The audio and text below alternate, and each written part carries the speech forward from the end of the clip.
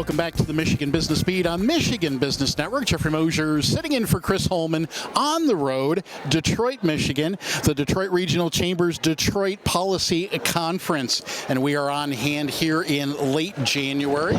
And today I have our Megan Spanitz, and she's Chief Operating Officer, Chief Strategy Officer for the Detroit Regional Chamber. Megan, welcome to the Michigan Business Beat. Thank you. It's nice to be here with you, Jeffrey. Tremendous. So you were announced in the new role last spring, took over in the summer, and how did that first half year go?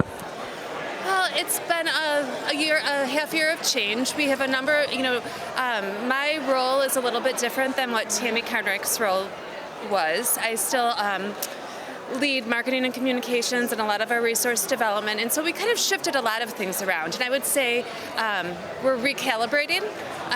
We're continuing to do new things at the chamber, and we're achieving great success, but I think it's probably going to take a year for everybody to kind of fill in the blanks of what the new normal is.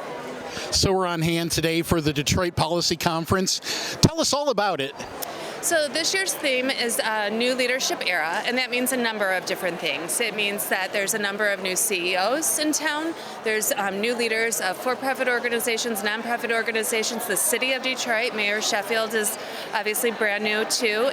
2026 is going to be a year of change with the gubernatorial race, and so we're covering kind of the new era from all bases.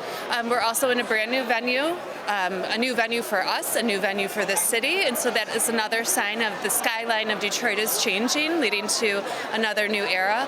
And then there's a number of issues that we believe the business community needs to lead on, in like data centers, health innovation, and we're kind of charging the business crowd with messages where they need to step up and lead in this new era. We have a lot of great speakers that are coming through the system, including former Mayor Duggan.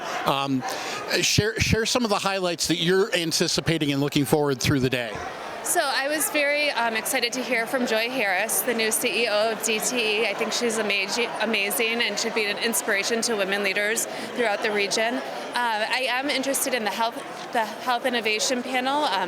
It's our former board chair, Arn Tellem, our incoming board chair, Bob Riney, Michigan State's President Kevin Guskowitz, and they're talking about the tremendous economic development investment they're making in Midtown and what it's going to do to attract talent and bring jobs to the region.